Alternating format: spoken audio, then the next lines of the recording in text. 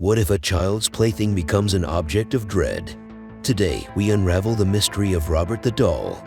Bert will dig into the verified accounts and give his thoughts surrounding Robert the Doll.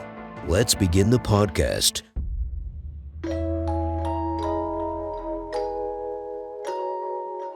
In the stillness of night and the quiet of our minds, we often find ourselves yearning for stories that both terrify and intrigue. Stories of otherworldly apparitions and unexplained phenomena. But have you ever stopped to wonder, where does it all begin? Welcome to Retraced Echoes. Welcome back to another episode of Retraced Echoes. As always, I'm your host. My name is Bert. We're back at it again, but we're switching it up a little bit. Typically, we're all about the haunted locations and all the entities that reflect that haunted location. Today, we're switching it up. We're going to be focusing on one thing, and that's going to be Robert the Doll. Now, we're going to be sticking to our typical story format with the sound effects, a little bit of music, a little bit of drama. But we're going to be navigating many twists and turns of Robert the Doll, and it's crucial to acknowledge this just isn't an item from the past. It resides today, and it's no longer confined to just the attic of a family home. This bad boy is sitting right in a place that you can go to right now, which is Fort East Martello Museum in Key West, Florida. If you ask me, not only is it a museum, it's a vault, and you're going to want to heed some of the advice that I'm going to give in this podcast if you go to visit Robert the Doll.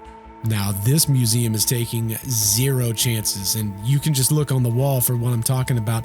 They've put Robert behind some thick glass, and that barrier is kind of there to keep him both physically and what I would say is probably symbolically away from the public, and honestly, probably whatever energy still linger with him. Now, we're going to be talking about all these things.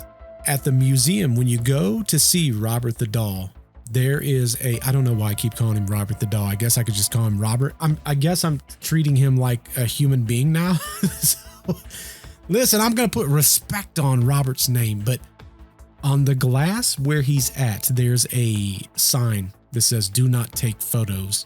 Whether true or false, it has been known that bad things have happened to people if they did not ask Robert permission to take a photo of him. So take that for what it's worth. We're going to talk about that in the story also. So on the daily, Robert receives letters, gifts of people that's just trying to stop whatever bad mojo they got going on in their life.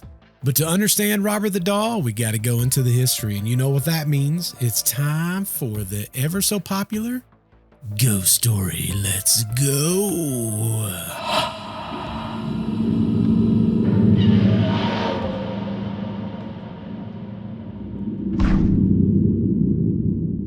In the sun-soaked, salted air haven of Key West, Florida, during the early years of the 20th century, a young boy named Gene Otto lived in a huge home, a place filled with warmth and of southern hospitality, yet also overshadowed by an unexplainable presence. The Otto family was well known in the community. They were sociable, rich, and most notably, fond of the arts. As young Gene roamed the spacious rooms and corridors of this beautiful home, his youthful innocence would never understand that his life was about to be forever marked by a strange companion. One faithful day, a family servant gave Gene a gift, one that would captivate his imagination and challenge the very boundaries of his ordinary life. The gift was a well-made doll, dressed in a sailor's outfit that mirrored the very clothes the young Gene often wore. This wasn't just any ordinary doll. It was carefully crafted and seemingly filled with lifelike details. Everything from a glint in its eyes to an ever so slight curve of its stitched mouth. Now you have to understand, this gift was given from a servant who was very skilled in voodoo and black magic. Practices that, in a world of supernatural, can serve as a conduit of energies beyond our understanding. Gene was instantly in love with this doll, started calling it Robert, and the two became inseparable. Now, little did the Otto family know, this wasn't just a passing phase of childhood. Robert the Doll would become a regular in their lives and in the folklore of Key West, affecting everyone who came in contact with him in ways that only defy reason. From the very moment that Robert the doll was presented to young Gene Otto, the attention to detail in the doll's attire did not go unnoticed. The sailor suit that Robert wore was not just by random choice. It closely resembled one that Gene himself wore on special occasions. This similarity only deepened Gene's attachment to Robert, as if their matching outfits symbolized a bond that went beyond the ordinary playthings of childhood. But it wasn't just the strange resemblance in attire that raised eyebrows. It was the nature of the relationship between the boy and the doll that truly gave pause to those who observed it. As the days passed, the Otto family grew used to a certain routine. Gene's parents would often hear their son deep in conversation in his room. They'd hear Gene's voice, full of youthful curiosity and enthusiasm, followed by a pause, as if he was listening to a response. They would inch closer to the doorway, attempting to understand what could possibly captivate their son's attention so completely. And when they did, they heard a different, muffled voice, almost like a whisper. Later, they would ask him about this voice, and Gene would say, "Well, that was Robert." Now, these conversations, they started to raise concerns, not just for the oddness, but for the frequency and the emotional weight that they seemed to carry on Gene. Now, it's not unusual for children to have imaginary friends, but this felt different. Robert was not a figment of imagination. He was a tangible being, sitting there with his button eyes and his stitched smile, and yet it seemed as though the doll had something to say, a perspective to share, an influence that became increasingly real within the Otto home. And so the line between animate and inanimate began to blur, filling the air with a sense of apprehension. Was Robert simply a vessel of Gene's vivid imagination? Or was there something more, something unexplainable, that warranted the growing unease felt by those who witnessed the doll and his curious interactions with young Gene? As Gene grew older, the relationship between him and Robert evolved in ways that were both intriguing and unsettling. Robert was no longer just a silent participant in Gene's games or a spectator in his childhood whims. He had become a character in an unfolding drama of the Otto household. Whenever something bad would happen, let's say a glass shattered in the dining room, scribbles appeared on the wall, or small items would go missing, Gene always had an explanation. "It was Robert," he would say.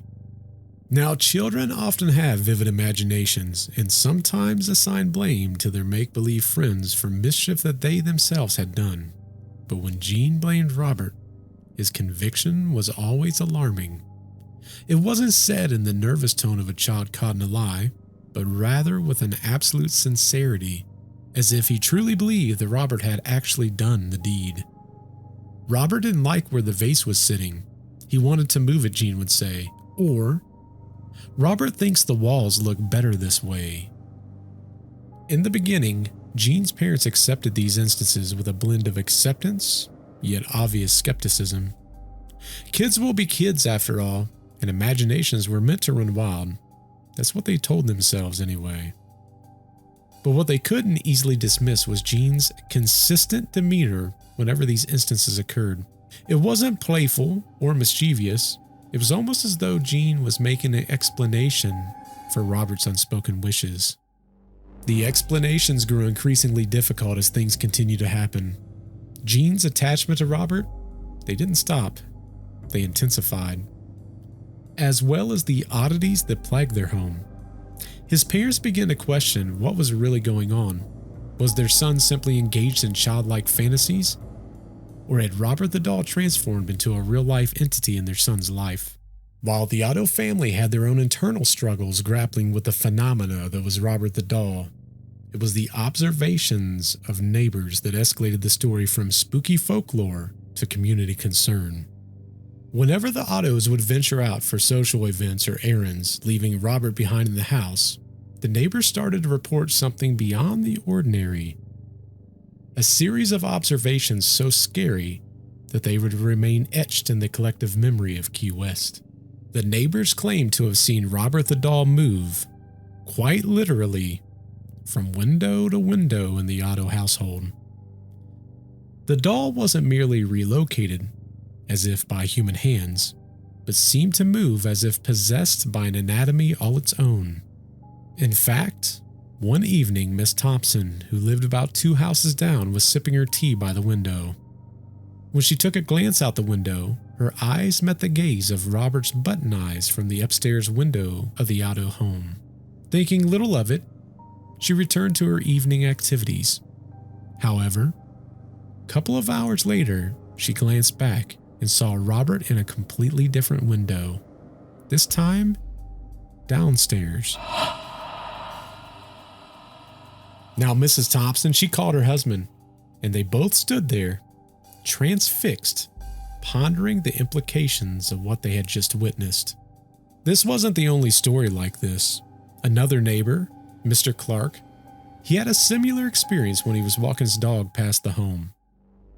A chill ran down his spine when he saw Robert stationed at the ground floor window, only to notice him upstairs on his return journey. No one else was visible in the house, making the episode extremely unsettling.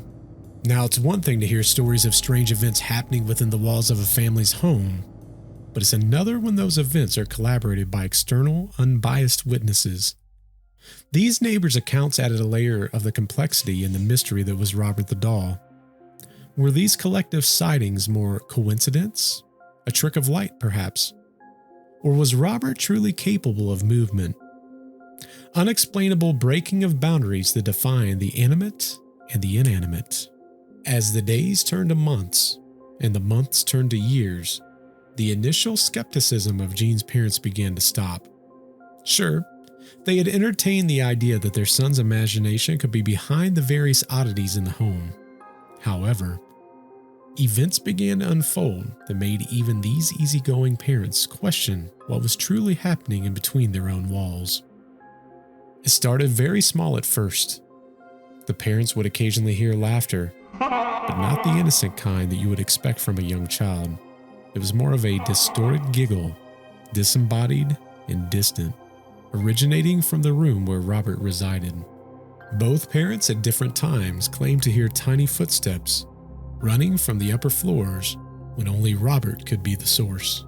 At first, these incidences were dismissed.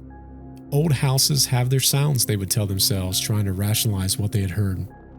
But when these sounds were coupled with Gene's continual instances that Robert was behind any number of household disturbances, dismissing it as mere coincidence became increasingly difficult. However, the lingering doubts was there, hanging like heavy mist in their thoughts. The thought that maybe, just maybe, their son was not imagining things. That Robert the doll did possess some unworldly capabilities. It was very clear that the mystery of Robert the doll had penetrated even the most skeptical minds in the Otto household, leaving everyone in a state of uneasy fear, caught between the realms of belief and disbelief. Years went by, and the boy who once found a companion in the stitched fabric and button eyes of Robert the doll grew to be an adult. Gene, a man now shaped by both common experiences of life and the uncommon mysteries surrounding his childhood toy, made a very deep decision. Perhaps seeking closure, or maybe to protect those around him, Gene gave Robert a new home, the attic. Up there, amidst dusty trunks and forgotten memorabilia, Robert would stay confined, or so Gene thought. Even locked away in the solitude of the attic, Robert was anything but forgotten. While he was no longer able to gaze out windows, visitors to the Otto household would often claim to hear unidentified sounds from above. Not all of the sounds they heard were unidentified, though. Sometimes they would hear footsteps, eerily reminiscent of those once heard during Gene's childhood. It was as if an unseen presence was pacing back and forth on the wooden floorboards, steps muffled but distinct. And then there was the laughter, a sound that no amount of distance seemed to suppress. It was a laughter that no one could easily categorize, neither fully childlike nor completely adult. Guests who were not privy to the house's history would sometimes ask, "Who's up there?" The answer, both simply and perplexing, was always, "No one." At times, Gene found himself venturing up into the attic. Some would say it was almost as though he was hoping to find Robert in a different spot from where he'd left him. Although he'd never openly admit it, one couldn't help but wonder if Gene was seeking some form of validation, almost looking for concrete evidence that would tip the scale from rationality to the unexplainable once and for all. But there was always Robert, sitting quietly, always appearing just as an ordinary doll would. No one could ever shake the sense that Robert's relocation to the attic did little to confine his unexplainable influence. Visitors might have changed, years might have rolled by, but the legacy of Robert the Doll was a tale that continued to unfold, defying the bounds of both space and skepticism. As the years turned into decades, Gene found himself on a path that changed greatly from his unsettling childhood experiences. He became an accomplished artist, capturing the beauty and complexities of the world through his paintings. His work was admired, his talent respected, but amidst his success was a backdrop of unease, an ambience that clung to him, particularly when he was at home. It wasn't a secret, at least not to those closest to him, but Gene admitted his lingering discomfort to Robert the Doll. Yes, the very same Robert that now resided in the attic, confined but apparently not silenced. Despite his many accomplishments and the seemingly normal course his life had taken, Gene couldn't shake off the impression that his old friend still had a huge influence over him and the atmosphere of his home. His art studio, a place that should have been his sanctuary, at times became a chamber of whispers. Brushes would come up missing, only to be found in other areas that made no sense for them to be found. Canvases that he turned one direction while painting, when he would leave the room and come back, would be facing a different direction. These occurrences could be brushed off as just an absent-minded person, but Gene was convinced that it was Robert's doing. He would often tell his wife that he felt as though he was sharing the studio with someone he couldn't see. "It's Robert," he would say, the seriousness in his voice erasing any doubts that he might be joking. Though Gene never brought Robert back down from the attic, the weight of that doll's presence bore heavy on him. The home, filled with evidence of Gene's artistic accomplishments, was also a vault storing years of mysterious memories. Memories that centered around the sailor-suited doll, locked away but never forgotten. Gene lived out his later years, carrying a sense of unexplainable unease. No matter how far he would venture into the realm of his artistic creations, he could never quite step out of the long, indistinct shadow that Robert cast upon his life. As years grew long and the pages of the calendar fell one by one, it became clear that Robert the Doll's residence at the Otto home would not be permanent. Robert Otto passed on, but Robert's story was far from over. In a new twist, Robert found himself in a place far removed from an intimate setting of a family home. Instead, he found himself in Fort East Martello Museum in Key West, Florida. This could have been the end. It could be that Robert had become a piece of history, an artifact amidst war relics and cultural exhibits. Encased in glass, he sat there, his sailor suit as pristine as ever, drawing the eyes of hundreds of visitors. Yet some say that Robert has not been as passive as one might expect as an artifact. Strangely enough, visitors have reported that their cameras, which worked great everywhere else, tend to malfunction when pointed at Robert. Full batteries drain unexpectedly, lenses fog up for no apparent reason, and sometimes the photographs develop with a mysterious blur or anomalies. While the skeptics are quick to offer rational explanations, those who explain these malfunctions firsthand often walk away with a sense of awe, if not mild trepidation. Even the museum staff have their own tales to tell. Objects around Robert's display have been moved, or rearranged, even though no one admits to touching them. And once in a while, especially when the museum is quiet and the crowds have left, some claim to hear a soft, disembodied laughter echoing from the hallways. A haunting reminder that Robert the Doll's story may be ongoing, defying the boundaries of reason and understanding. Though Robert is encased in glass and locked behind doors at closing time, Robert the Doll seems to suggest that physical barriers are hardly constraints for whatever energy or essence he possesses. While he may be a stationary figure in a museum, he remains an enduring subject of fascination and, for some, a subject of unexplained phenomena that challenges our very perception of what is possible. Visitors come from near and far, often knowing full well the stories and legends that have long been associated with Robert. They gaze at the doll, take photographs when they dare, and sometimes even speak to him.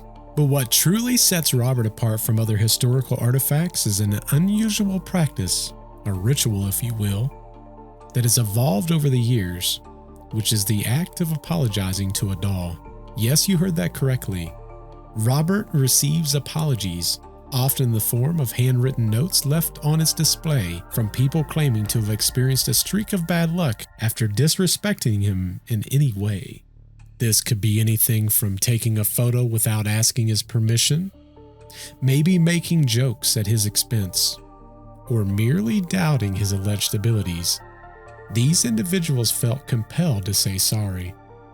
The museum has received countless letters, each one a testament of an ongoing mystique that Robert commands. Some apologies are simple, direct, and sprinkled with a shade of fear. Others seem to be written with a tone of newfound respect. In these letters, the authors commonly recount a series of unfortunate events, accidents, losses, even health issues that had befell them after their less than respectful encounter with Robert. They express regret and ask for the quote-unquote curse to be lifted.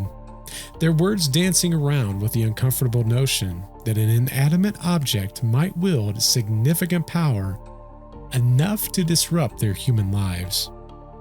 To the casual observer, it might seem like just an act of superstition, yet the constant stream of apologies suggests that the legend of Robert the Doll extends far beyond that of Key West, reaching into the minds of people from all walks of life.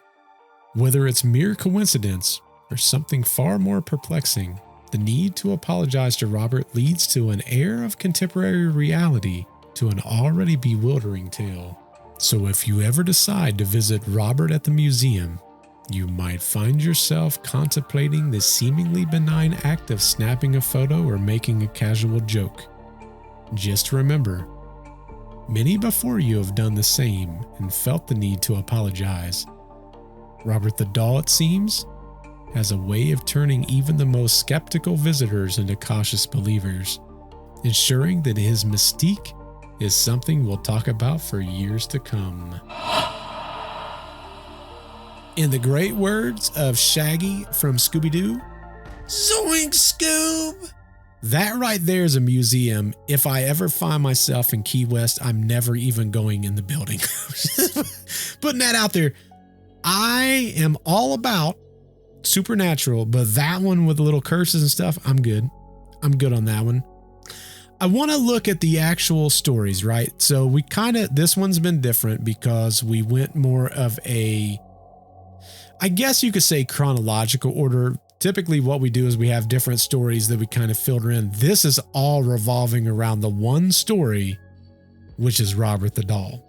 So this one we can't dig into a ton of different aspects with the exception of what we can look at with actually Robert, right? So with Robert, the first thing I want to kind of look at is the theories behind the different hauntings that he had. And trust and believe, this one has a web of possibilities. There's so many different ways you can go with this one. Before we jump into that though, good night. Why has there not been a movie made on this? Or has there been a movie? Now I kind of want to double check and see if there was a movie done. I don't ever remember there being a story of Robert the Doll. There's Annabelle, right?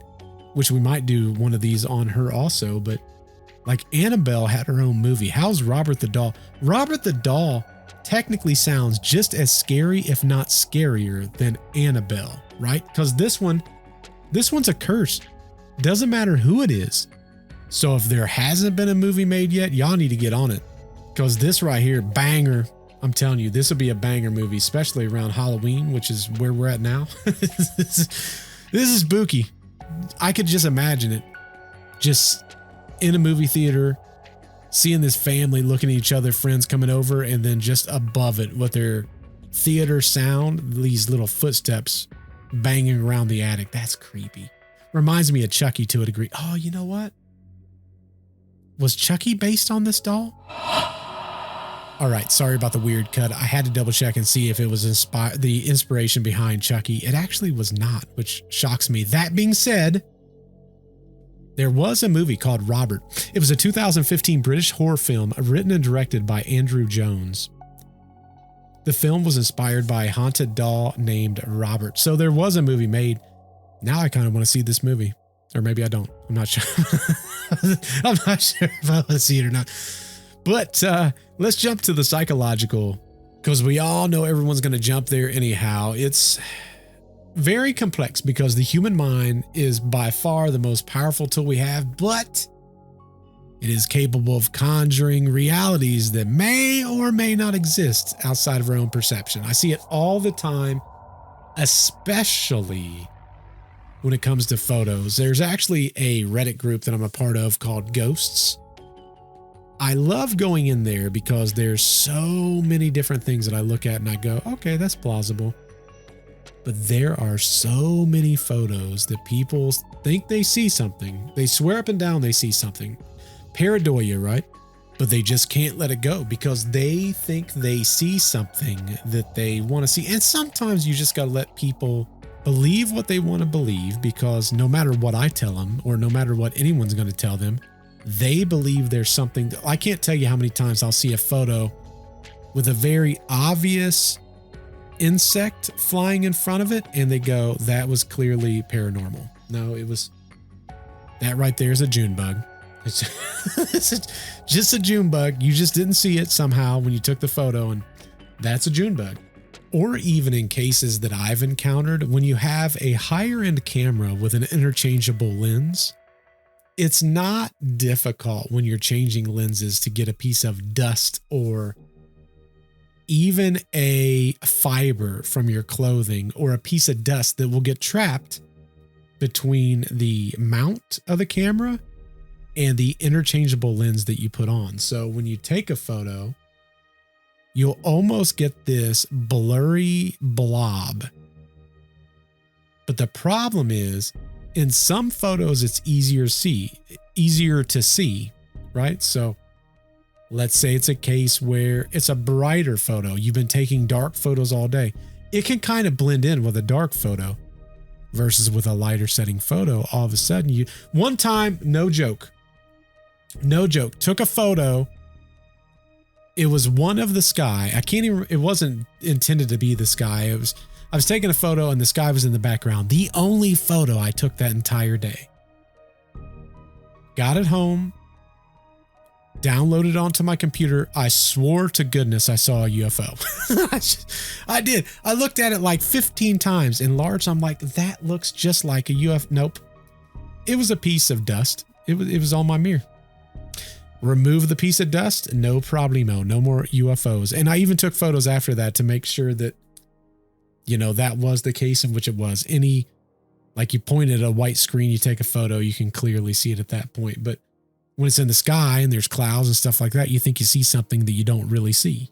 Now you add to that things such as you go into a situation that you think this doll can curse you. I'd be the first one to tell you, I'm not going in the museum. Okay. That's me. I certainly would never go in there with a camera. Me personally, because I'm not taking that risk. But you go in there, it's easy for a camera to malfunction when you're nervous.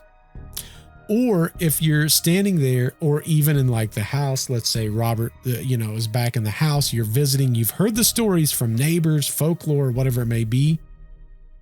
You hear something, your mind automatically goes to it being footsteps. Why? Because you're listening for him. You're hoping, not necessarily hoping, but you think in your mind that it's possible to hear footsteps, and in return, that's what you hear. Now, let's say that you do go and you see the doll, even if you don't take a photo, right? You go in, you try to be respectful, whatever it is. You go back home and all of a sudden, you have a series of bad things that happen to you, right? Just dumb luck, but it's bad luck.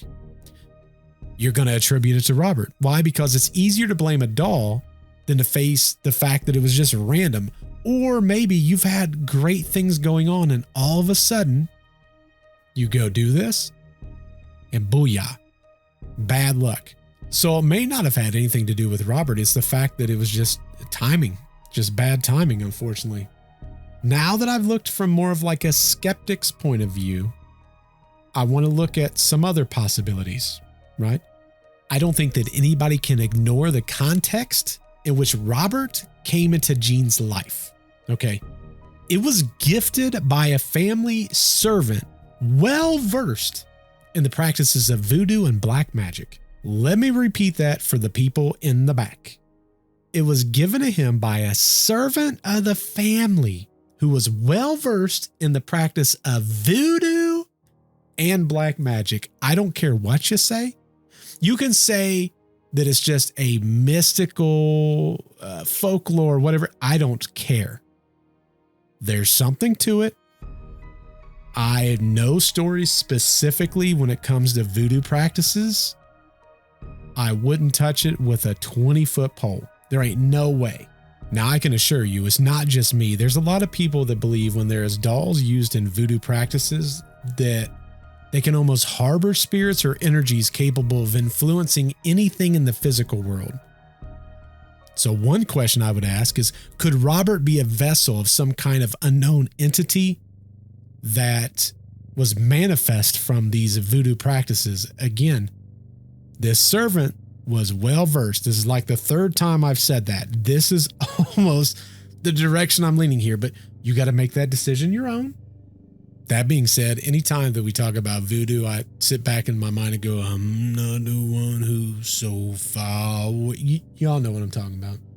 I get that song stuck in my head. There used to be an old celebrity ghost hunting show. I can't remember what the name of it was. It may have been just called like Celebrity Paranormal or Celebrity, I don't know what it was called. Anyway, it was a celebrity ghost hunting show, and that was their opening song. And I'm like, could not possibly be a better intro to a song or to a TV show, not a song. That song was amazing for that TV show. And that TV show was amazing. Makes me want to go back and watch it. They used to take these celebrities, take them to a haunted location, and then strap all these cameras to them and make them go inside and do certain things for X amount of time. Sometimes it'd be turn their camera off, turn the lights off, just sit there. Nope. This is going to be bad. If my channel ever gets big enough to where one day I decide to go ghost hunting, hopefully with my buddy Nick, so I got someone else I can scream at through the whole entire process, I'm going to hate that part of my life for a couple minutes. I really am. Now, there's really only one other hypothesis that someone can come to, and that is some form of a intelligent haunting, or like a spirit or an entity. It's not like the residual that we typically talk about.